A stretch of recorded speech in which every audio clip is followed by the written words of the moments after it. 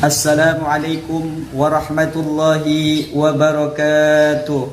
Alhamdulillahi wa kafa, wassalatu wassalamu ala rasulillah Sayyidil Mustafa wa ala alihi wa sahbihi ahli sidqi wal wafa. Amma ba'du, anak-anakku, siswa-siswi SDIT Nurul Ikhlas, yang mudah-mudahan Allah selalu memberikan kesehatan, panjang umur untuk selalu taat kepada Allah Subhanahu wa ta'ala. Alhamdulillah, pada bulan Ramadan ini Allah masih memberikan kita kesempatan untuk melaksanakan ibadah puasa. Namun di dalam melaksanakan ibadah puasa, kita butuh yang namanya ilmu ibadah tentang puasa. Kenapa? Karena kalau kita ibadah tanpa didasari ilmu, kata Ibnu Ruslan di dalam kitab Zubatnya, wa kullu man bighairi ilmin ya'malu a'maluhu mardudatun la tuqbalu. Setiap orang yang beramal atau ingin ibadah tanpa didasari dengan ilmu, maka ibadahnya ditolak Allah Subhanahu wa ta'ala. Di antara ilmu kita harus pelajari yaitu ilmu tentang ibadah puasa. Kita harus mempelajari apa itu puasa dan syarat dan rukunnya. Ulama membagi rukun sholat itu ada dua.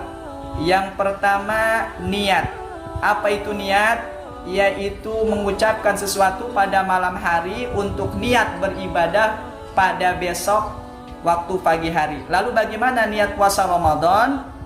Ulama memberitahu cara niat puasa Ramadan. Yang pertama, kalau kita ingin niat tiap hari, tiap malam untuk ibadah esok harinya, niatnya seperti ini. Nawaitu shauma ghadin an adai fardis sahri ramadhani hadhihi sanati lillahi ta'ala. Aku niat puasa esok hari pada ini bulan Ramadan karena Allah Ta'ala. Itu kalau kita niat untuk tiap malam. Lalu bagaimana kalau kita niatnya sebulan penuh, boleh enggak? Boleh. Menurut madhab Maliki, boleh kita niat puasa sebulan penuh. Caranya bagaimana? Nawaitu shauma ghadin an adai fardis sahri ramadhani kullihi hadhihi sanati lillahi ta'ala. Aku niat puasa esok hari pada bulan Ramadan sebulan penuh ini tahun karena Allah Ta'ala. Pada niat yang kedua, apabila nanti kita pada hari-hari berikutnya lupa niat, maka kita cukup niatnya sekali saja karena terwakili dengan niat yang pertama yaitu niat yang sebulan. Kenapa? Kalau kita lupa, malam-malam berikutnya ibadah kita tetap sah meskipun kita lupa niat, karena kita udah niat sebulan di awal bulan suci Ramadan tadi. Nah, itu diantara rukun puasa yang pertama yaitu niat. Lalu rukun puasa yang kedua apa? Yaitu al-imsak, menahan. Menahan apa? Menahan dari sesuatu yang membatalkan puasa, bisa makan dan bisa juga minum. Nah, ulama membagi dua. Ada yang bisa membatalkan puasa secara puasanya juga dan pahalanya juga. Ada juga yang membatalkan pahalanya puasa saja, tapi puasanya tetap sah. Lalu apa yang membatalkan ibadah puasanya? Yaitu yang pertama adalah makan dan minum. Makan dan minum membatalkan puasa dan begitu juga membatalkan pahala puasanya. Lalu ada juga yang membatalkan pahala puasanya, tapi puasanya tetap sah. Apa itu? Kata baginda Nabi SAW, khamsun yuftirna as-saima, ada 5 perkara yang bisa membatalkan orang puasa. Yang pertama apa? Kata baginda Nabi, al-kizbatu. Yang pertama bohong. Kalau kita berbohong pada bulan puasa atau sedang melaksanakan ibadah puasa, maka puasa kita tetap sah, namun kita tidak mendapat pahala puasa dari Allah Subhanahu wa ta'ala.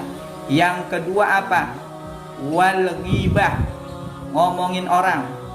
Ya, ngomongin orang. Kalau kita sedang puasa, kita ghibah orang, ngomongin kejelekan orang, puasa kita tetap sah, namun kita tidak mendapatkan pahala puasa. Itu yang kedua.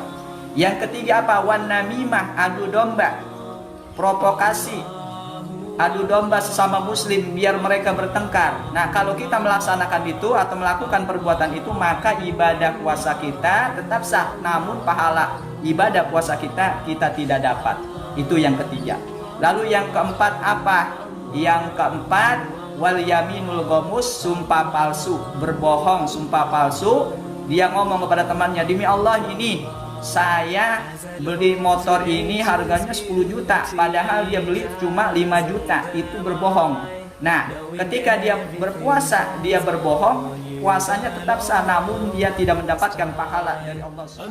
Lalu yang terakhir apa? Yang membatalkan puasa dan ibadah puasa yang terakhir yaitu wan nazar bis syahwat, memandang dengan syahwat. Artinya apa? Ketika orang sedang berpuasa, maka dia tidak boleh memandang sesuatu dengan syahwat. Contohnya, ketika dia sedang berpuasa, dia lihat ada cewek cantik atau seorang perempuan yang bukan mahramnya, dia pandang terus-menerus dengan syahwat, maka ketika orang puasa melakukan itu, maka ibadah puasanya tidak diterima Allah Subhanahu wa taala, tetapi puasanya tetap sah.